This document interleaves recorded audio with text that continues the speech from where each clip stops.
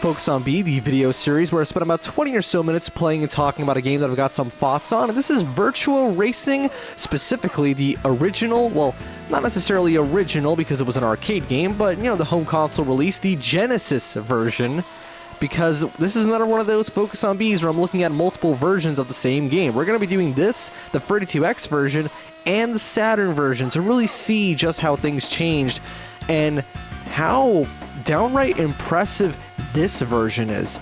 Because, okay, Star Fox was pretty cool, right? Because it had this thing where it was 3D on a system that really wasn't meant to do 3D. Except that it plays like... I can't say it plays like dick, but it definitely... it's really bad. Like, okay, no. The gameplay fundamentally is solid. That's why Star Fox 64 was so good. But... it's just so slow, you know, the frame rate is just... And you know what, here the frame rate isn't amazing, and you can't really see much, and the driving is very difficult. I mean, this has more challenging car handling than some fucking simulators out there. Okay, no, it's not an iRacing, but it's definitely a handling model, that's for sure. You can spin out a lot. It's really odd because there's all these canned things that happen, as in... they're not dynamic, obviously. You don't really have a physics engine, so to speak. But still, this is a very interesting kind of arcade racer because it lies very snugly between something like Ridge Racer and in something more like Need for Speed, in a way. Like, the car handling isn't on rails like it would be in Ridge Racer, and it's not based on these arbitrary sort of power slides. But at the same time...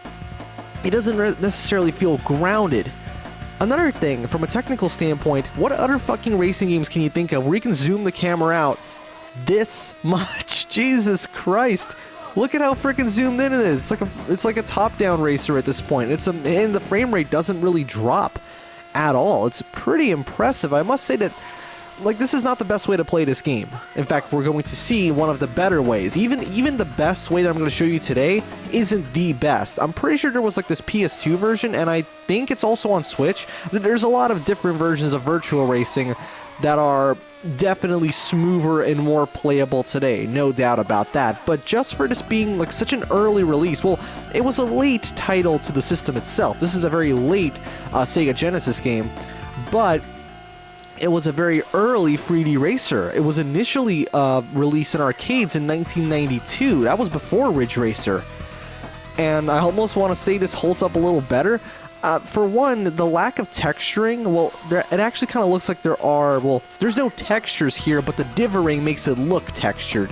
But in reality, this is one of those flat shaded type games that really, it defined the Virtua aesthetic of the time, and... funnily enough, it's kind of made a comeback. There's a pretty decent number of games that kind of mimic this style in 3D. Also, I have no idea what I even just did in this... wait, I won? Look, it says first out of 60. How the fuck did I win? But yeah, this was back then when even if you win, you still got a game over. That's just how it worked, because it wasn't necessarily a you lose. It was more so like instant replay. This game had replays?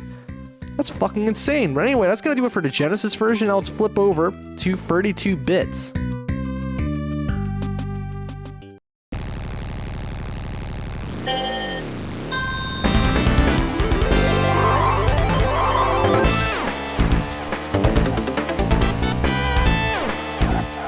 I love those little jingles. Did you know that I actually played a little bit of a part in how I handled the music for one of my own games, where you would get like a little jingle at certain points?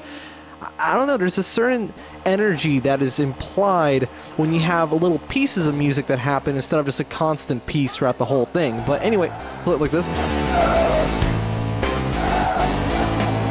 So, what was I talking about? Yeah, this is the 32X version, and holy shit, it really shows. I mean... the frame rate is actually pretty much the same, I think. It feels a teeny bit smoother. Like, if that was like 20 FPS, this is 25 FPS. It's not amazing still, but wow, for running on, you know, the failed add-on, it's really not bad at all. It's very crisp. There's nowhere near as much intrusive differing. There's still some differing to imply shadows and stuff, but overall, like, the color depth is so much richer. You can really see what they were going for. Right, like, going from then going from this to now the Saturn version in a bit isn't really going to seem like that big of a jump in comparison. But anyway, what about the game itself though? Well, this is the stock car race. There's no different, like the game handling is practically identical. I believe the Saturn version has kind of a career mode, which I'm not going to be showcasing because it's beyond the scope of this video. But that is pretty neat that you do have a sense of progression that almost got mimicked in a way in a very, very late, much newer game, Project Cars. Because in that game, you can choose to actually start with go-karts, and I think that's how the progression worked in the Saturn version. You start out in a go-kart, which I think is in this version as well, but I'm not using it. I'm using the stock cars, which, yeah, this is not NASCAR. I mean, for one, I'm turning right. What the fuck is this sorcery? I shouldn't be allowed to turn in any direction other than the left. Actually, wait, is that a fork in the road? Oh, damn, how do they handle that? I mean, you gotta understand, this is still running on the Genesis, just with a, an add-on. So a lot of the hardware is still being lifted from there, I imagine. I mean, I doubt that the 32X is its own, like, self-contained game system, even though I think... Wasn't that what the No, that's not what the Neptune was supposed to be. Didn't some fans create, like, their own version of that? It doesn't matter. But the point is, though, that this is still plenty playable. That's the thing. Like, Sega are just the kings of making things that flop, but were actually pretty good. Because this is great. Like, if you own the 32X and you were playing this shit, because you gotta remember, this was just about the same time as Ridge Racer, right? And just about the same time as the original Need for Speed. Those kind of things. So, this was a pretty great alternative. It's very fluid. It's not 60 FPS, obviously, but still, it plays smooth enough. It looks pretty clear. You can actually see what's going on. I don't feel like I'm hampered by the technology, if that makes sense. I don't feel like I'm playing like some shitty old game. I feel like I'm playing a game that's just meant to look like this, right? And to be fair, at this point in time, textures were starting to become much more common in games, right? Like Ridge Racer, like Need for Speed. And then also what was it called? Motor Town. Basically, the game that would end up becoming Gran Turismo. I'm sure it's common knowledge at this point that, Gran Turismo had actually started out as this, like, cartoony racing game that was only released first in Japan, then it got an international release, or it was just the US, I don't know, and then after many long years of work, they eventually made Gran Turismo, and I was like, oh, this is kind of good. Except, I mean, again, I've expressed the fact that I'm not the biggest fan of Gran Turismo, but it is a very influential series. I can't really say, I mean, some of my favorite aspects of my favorite series were borrowed from Gran Turismo. Not the license test, though. I'm not a huge fan of when games do license tests, but I understand it's a necessary part of the progression. It's because they genuinely want you to become a better driver, except that the driving in Gran Turismo is so fucking arcade. Like, I mean, this is more arcade, obviously, but I've never felt that Gran Turismo is like the real driving simulator. I mean, if you can play that shit with a controller, I mean, I can play it with a keyboard, for fuck's sake, when I emulate it, and it still works. When I try and play Assetto Corsa with a keyboard, it's suicide. Even with a controller, it's suicide. You need a wheel for that. But Gran Turismo, I mean, you gotta understand, if it sold more than 5 copies, that means that it's not actually a simulator, right? It can't be that difficult to drive. And I know that simulation doesn't equal driving difficulty. I mean, this is actually harder to drive. Does that make it more realistic? No, of course not, but there's often that association, if that makes sense. Like, you expect it to be more challenging because it's not holding your hand as much, but trust me, this actually isn't too bad, to be honest. The handling in this game, as I've already said, it's a very nice little mix between Ridge Racer and other more not so Ridge Racer arcade games. Like, it doesn't have that stupid ass power sliding, and as you can see, I can kind of take corners in a grippy sort of way, and it feels good, really. The very scripted feeling sliding is a bit off because, like, look at this. It's clearly a canned animation. It's not happening in real time, but that's not really that big of a deal. Also, I think it's almost game over now, which is okay because we're about to switch over to the Saturn version in a bit. So let's just listen to that awesome music. Game over. I thought it was going to be different, honestly. I didn't think it was going to be that version.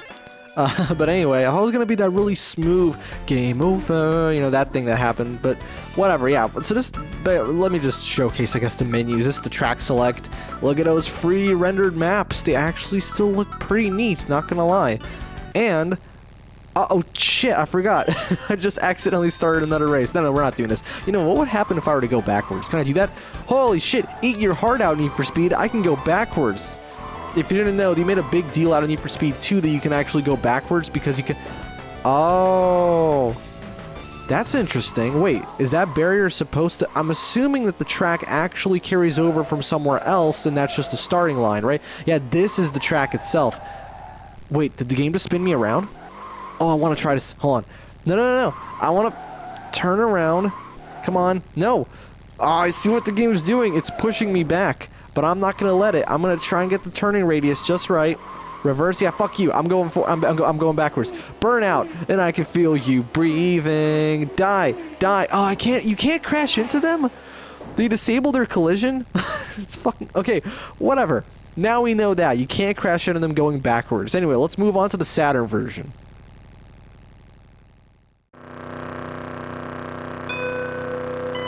I have no idea how to accelerate. Oh, there you go. It's a different button every time. But anyway, yeah, so this is the Saturn version oh my god, wow, okay, you know what, I said that the difference wasn't going to be that significant, and you know, it still kind of isn't. Also, I really should have picked a different car, but it's too late, we're already using this one, and at least we're on a different track, and this is a very nice looking track, but you know, no, the difference in resolution on its own, just that, wow. It really does look it doesn't look sharp by today's standards, and because Mednathan, it has a resolution option, but it doesn't seem to actually increase the rendering resolution. Maybe I'm just doing some, okay, let's fucking exit. How the hell do I, nope, we can't exit. Well, I guess we're just going to be driving around in last place. That's fine by me. But still, it doesn't seem to have a way to increase the resolution. Maybe there is. I'm not sure. I really haven't messed with the config file quite as much as I probably should have, but regardless of that, I think it still looks fine this way, though. Oh, dude, I fucking love this one.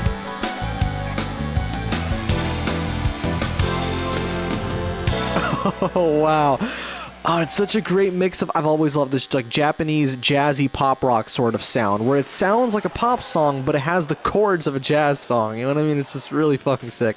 But anyway, as you can clearly tell, though, yeah, this game truly benefits from that improvement in the fidelity.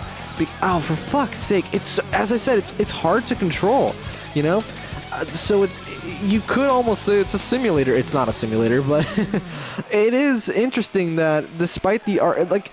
It's always been strange to me how an arcade racing game can be so blatantly difficult to drive. When you think of arcade, the first association is simplicity in the handling. You know, make it easy to drive, but it's really not. I think I blame cruising for that, because the cruising games definitely are easy as fuck to drive in.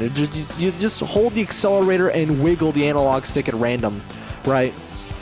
But here, it's like, no, there's like racing lines. There's actual fury to the driving.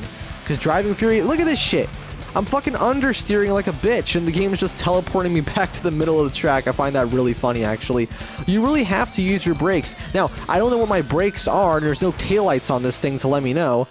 Funny thing is, though, every single camera angle has its own button attached to it here, and yes, there's a fucking first-person mode in this game that was initially released in 1992, when most arcade racers today don't do first-person. Look, I understand it's because of the fact that modeling an interior for a car is quite a bit of work, or even scanning it, you know, getting the car itself and scanning it, that's quite something as well. So I get that, you know, modern games with their modern graphics, they would demand... I'm just gonna fucking sit here and die, honestly. They demand a higher level of fidelity. It's why, for example, after Codemasters realized that like 5% of the people who played Grid 1 used the first-person mode, they completely ditched it for Grid 2, because it was like, you want us to make first-person models for this hyper-realistic game and only 1% of the people playing will use it? Fuck off, we're not doing that, right? Like, and so I don't really blame them. Then they kind of, they did this really stupid thing with Grid Autosport, where I don't think I can change my car anyway. What race are we doing now? Let's do the Acropolis. Why not? I think we're just going to end up being the Formula 1 car again. Tough. Anyway. And so what they did was they just shadowed out. They stuck the camera inside the car and just put a fuck ton of depth of field blur right, to just smear. Ooh, oh, nice. Look at them polygons, baby. Oh, shit. I keep forgetting what the accelerator is because it's like the button that I never usually have mapped to accelerator. So yeah, let's switch over to a different camera angle. Let's try... The default camera is perfectly fine, and it's really cool how this is an early racing game, well, early 3D console racing game, I guess, that doesn't default to the bumper cam, because that was very common because games just couldn't fucking render more than the environment. You want to render a car on the screen too? Fuck off, that's not happening. And so most of those games would default to first person or some kind of cockpit camera, but here, no, the default is this. Third person, right? And I think it's thanks to the fact that it really isn't rendering any textures, or really it's one of the few 3D Saturn games that runs quite well, because there's no way it couldn't run well. I mean, do you see any textures here? And there's not that many polygons on the screen, and funnily enough, I feel like that's aged better. Like, really, like these like flat shaded, low poly visuals tend to hold up a lot better compared to really janky looking textures. Now, that's not to say I don't like the way some games from that era look. I mean, I like the way a lot of them look. You know, it feels kind of pretentious almost, because someone my age typically wouldn't be into that, but it's like, screw you, Crash Bandicoot's my favorite thing. Actually, no, you know what?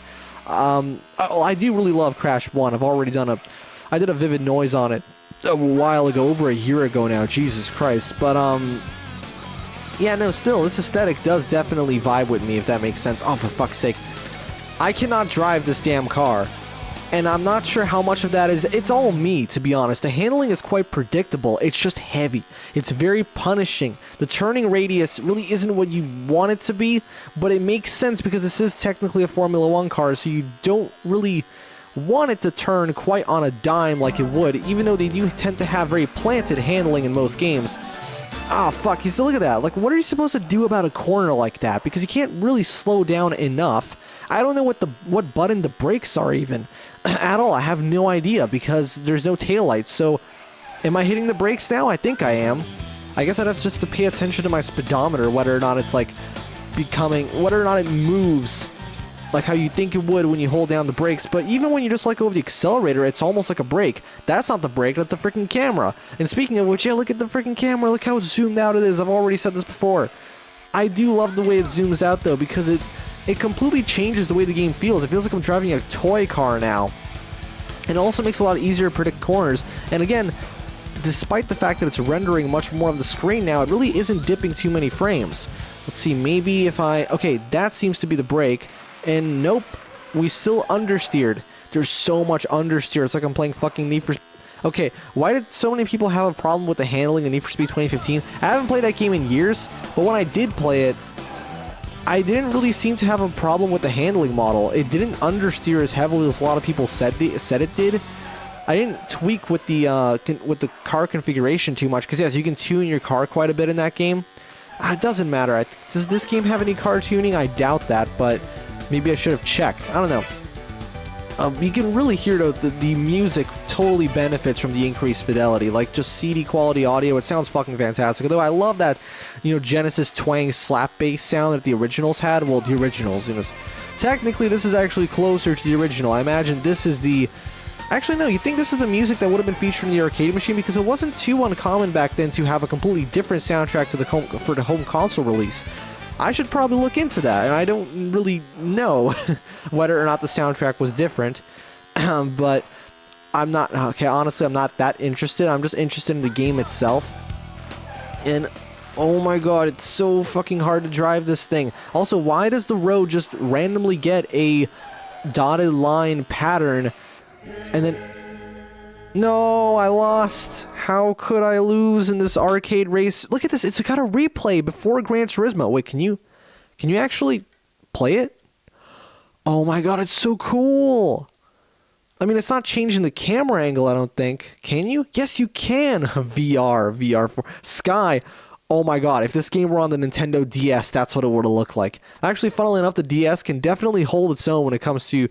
Oh, it even has a TV cam. This was so ahead of its time. This was before Gran Turismo did it, because that game, everyone kind of went apeshit when, like, oh, Gran Turismo's got the freaking, the replays with the music. Well, this doesn't have music, to be fair, but still, this is really fucking neat. I think that's going to do it for this episode of Focus on B. This is the video series where I spent about 20 or so minutes playing and talking about, in this case, multiple versions of the same game. And yeah, I don't know if I'm gonna be coming back to this game all that often, but I'm really glad I took a slightly closer look at it and analyzed the fact that, wow, it's actually pretty tough. But it feels fair. It doesn't feel like arbitrary, steal your quarters bullshit arcade hard. It actually feels like a genuinely challenging racing game that I might want to invest some more time into. So this has been Virtua Racing, 1992, arcade, various systems. See you next time.